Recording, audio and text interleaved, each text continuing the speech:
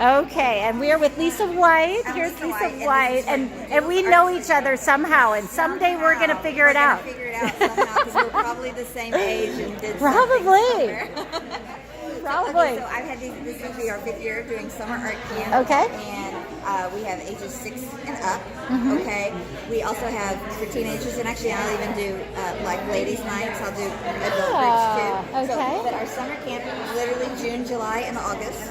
Okay. I really try to expose the kids to a lot of different mediums. So when they come to camp, we'll paint, we'll do acrylics, watercolors, we'll do chalk pastels, oil pastels, paper mache. I really try to, in 1 week's time, because we go Monday through Friday, I will try to expose them to a lot of different And it's all day, every day for 1 week? It's 9 to 5, 9 to 12. Okay, okay, it's in the morning. 9 to 12, it's in the morning. Okay. So, and I have the studio at my house, which is in Aledo.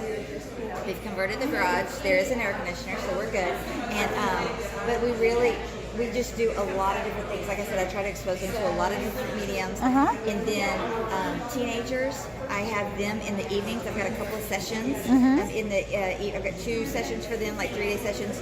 In the evenings, we'll focus on drawing and painting. And then, like I said, we can also do adult classes too. And schedule those. So out of the 7 camps, I have 2 camps that are playhouse camps. So I literally will provide a dollhouse, a wood dollhouse for them, and so they become the architect and then the interior designer for the week. Oh my goodness! So they can make it. It doesn't have to be a dollhouse. It could be a pet hotel. It could be a haunted house. Okay. It could be a firehouse. It could be whatever they want to be. So they will literally. So the first day, because I'm an interior designer, that's my background. And so we will literally draw elevations, and we will come up with a plan. I'll give them a big piece of paper. We come up with a plan of what's going to go in it for the week. Oh my goodness! And of course they stray from that, but that's okay because it helped them think about the space and what was going to happen. And then I have tons of recyclables and wood pieces. Stuff. We will design the furniture, the lighting. We just go with it all week. That's what we do. Oh my goodness! And then so I'm sorry, I don't mean to interrupt, but is it like one house and then everybody works together on the one house? They all have their own house. How many kids? 20. So you have like 20 houses, and they're all going to be decorated differently. Oh my goodness! Where did you get these houses? At IKEA, actually. So I assembled them.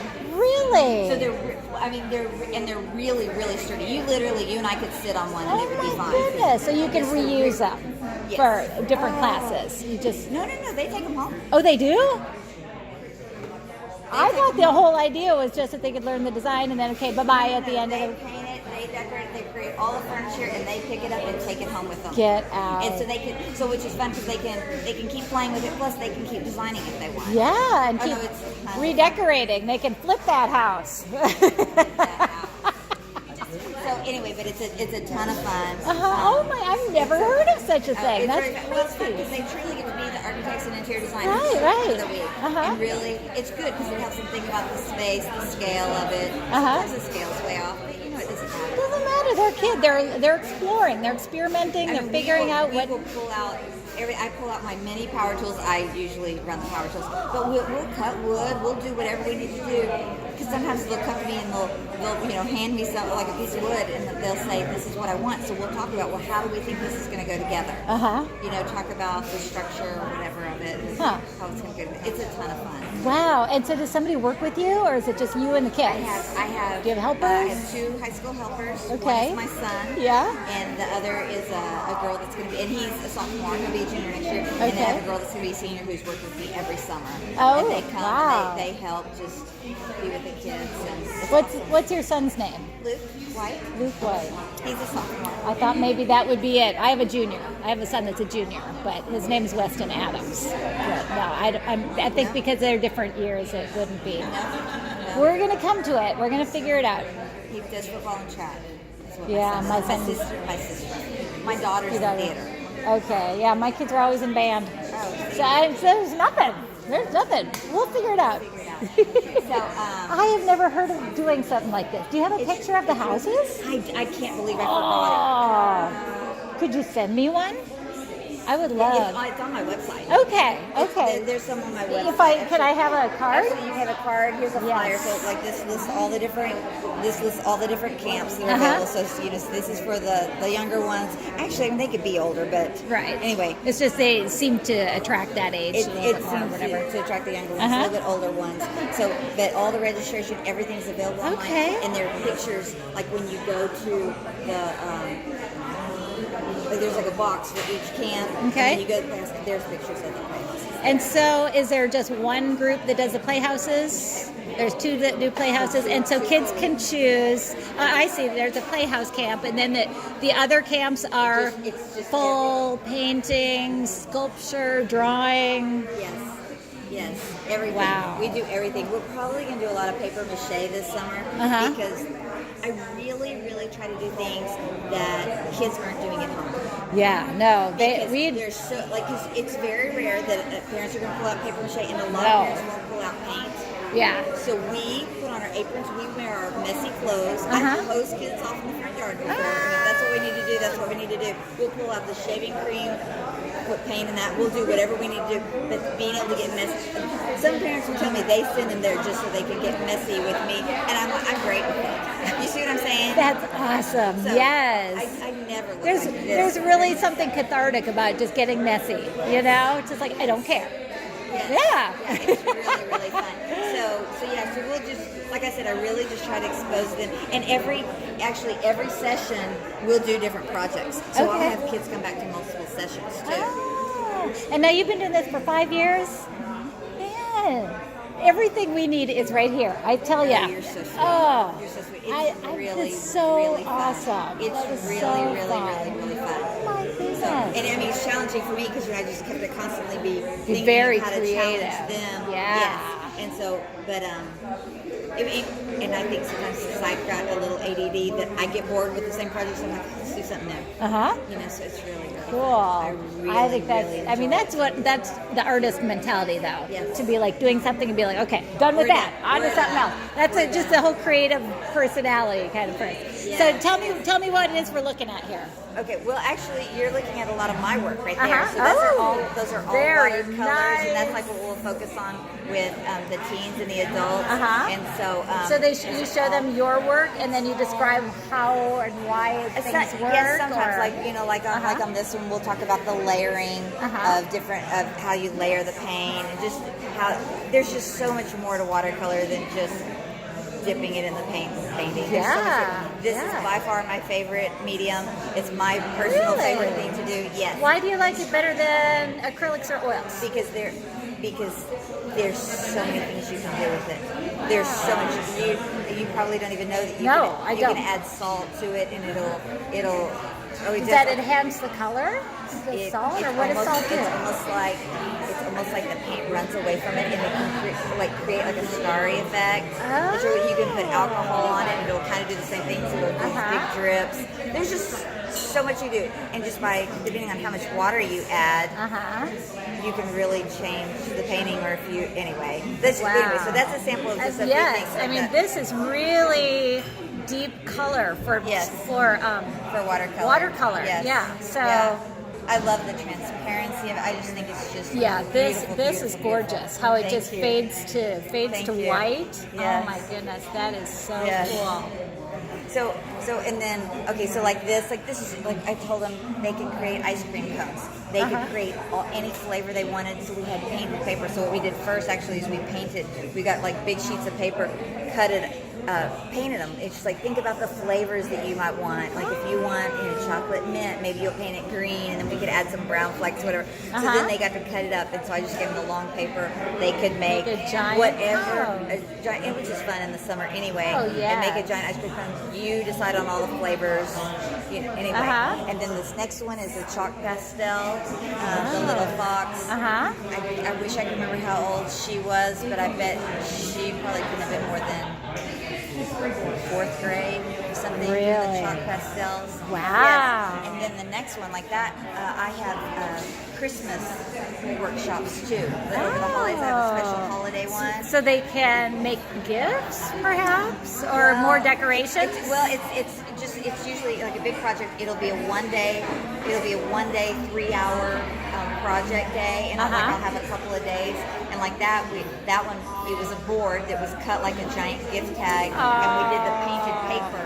Like I talked about before, and then we made these layers of Christmas trees, and you can't really see the picture, but like at the top of the circle, we did the cut out snowflakes. How you cut out your snowflakes? Yes. That's what those are on top, and then of course the snow at the bottom. You can't see it, but it has glitter in it. And anyway, so that's a really fun project. Yeah. And then if you go down, that's air dry clay. So what we did is we put it in the bowl to just shape it, but when you roll, so we roll it out flat like with a rolling pin, and then we had a stamp, and so that's where we stamped the design on there, and then we put it into the bowl to shape it. So it was a flat clay?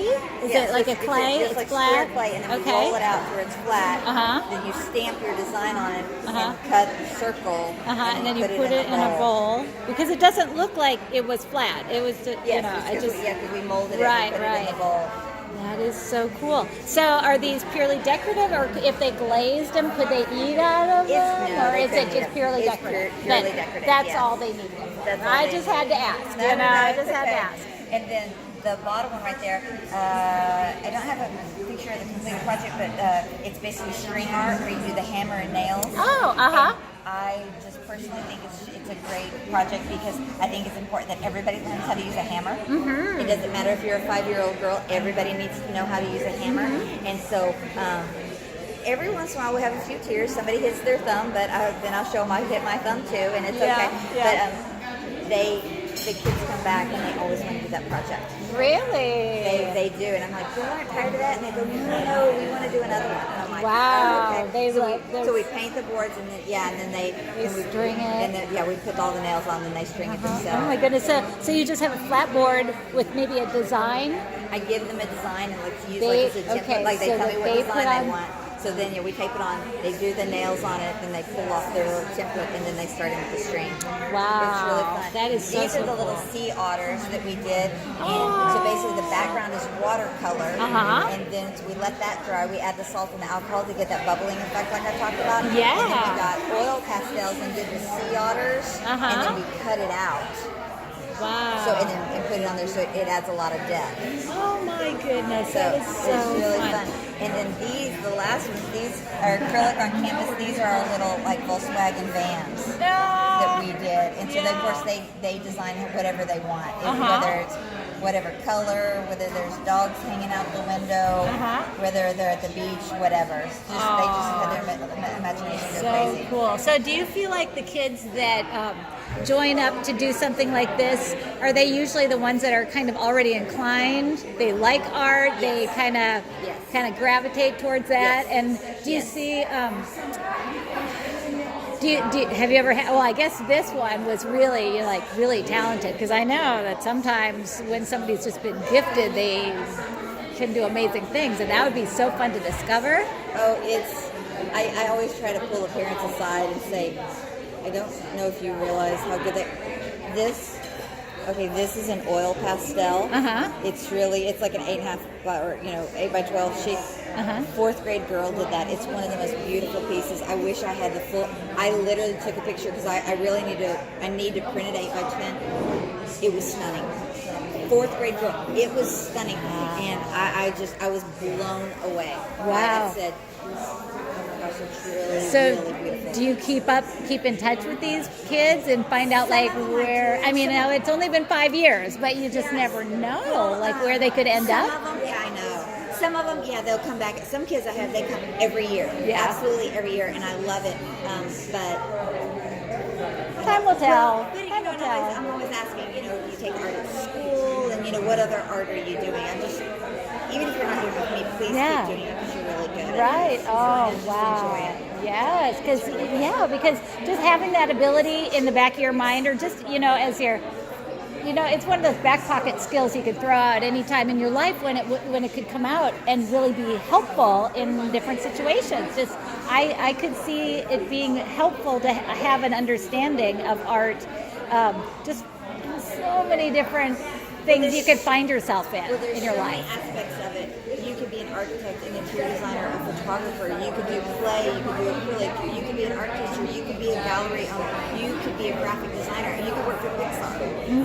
You could be an illustrator. There's so many aspects to art that I think some people go, oh, I don't want my kid coloring. Well, you can't make any money doing that. Right. So many different aspects of what you could do with your creativity. So do you talk about the future with your students? Like, what are they excited, or do they not? Are they not thinking of the future probably yet? A lot of them I just want to be an art teacher. Yeah. And that's fine. Yeah. I'm like, go for that. Absolutely. But every once in a while, you can still do a lot with that. Yeah, I'm like, I think you should be an architect.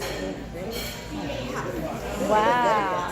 I wouldn't have any idea that a kid could do that architectural work. I don't even know how to say it, like with the playhousing. I can't imagine a kid would know how to do that or be able to learn. I'm actually an interior designer, and I studied architecture for 2 years before I completed my interior design degree.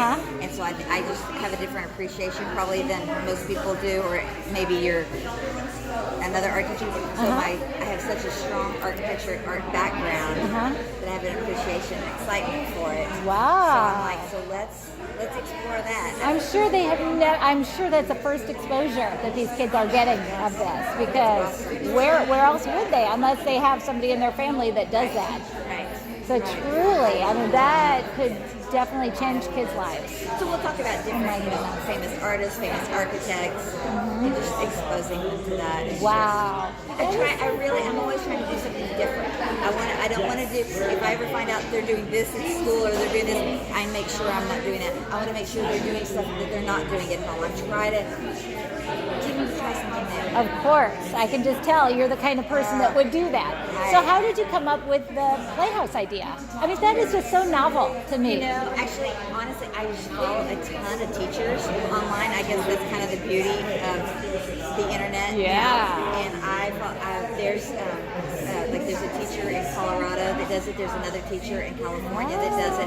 And so and I was like, I really should try that. And just kind of... Yeah, especially with your background is perfect. Right. Yeah. So I kind of approach it a little bit differently than they do, but I just think it's a great idea. Yes. I'm just kind of blown away going, no, that's brilliant. I mean, that's wrapping everything together if the kids would grasp it. That would be what I would think that they wouldn't be able to, but obviously they do. Oh, wow. I mean, now I used to be into Barbies, and I had a Barbie house. I guess it would be the same kind of thing, and kids don't really have that anymore. But I think they do. The dream house, I think, is like this tall. Do kids still play with it and stuff? I don't know. I think. I don't know. It was sold at Costco last year, wasn't it? Okay. I've never heard of such a thing, and I think it's fantastic. I just think that's really exciting. I love creative ideas and stuff. That is so cool. Thank you. Well, if I have any other questions, can I contact you? Of course. What's the best way? Over the email, probably? That's probably the easiest way. Yeah. So your house or your studio, how far is it from like center of downtown Aledo? About a mile. Oh, okay. So it's really close to where all the schools are and everything. Yeah, we're really close to Vandergrift and McAnally. Okay. So we actually work out of our house. And we've turned the garage basically into an art studio. Yeah. And so and we're really close to Bearcat Park. Okay. Really close. Okay. Wow. And so your family's all good with this, with not having a garage like forever? Well, I park in there at night, believe it or not, because I just kind of roll everything out. Okay. Wow, you make it work. You figured it out. That is so cool. Lisa, it was awesome to talk to you. You're so inspiring. Oh my goodness. This is sweet. If I remember, I'll send you an email. If I remember how we might have known each other. Or maybe we'll bump into each other somewhere. And it'll be like, okay, this is how it was. I really don't know. Hi there, how are you? Hi there. Good, this is our art camp. Great to talk to you.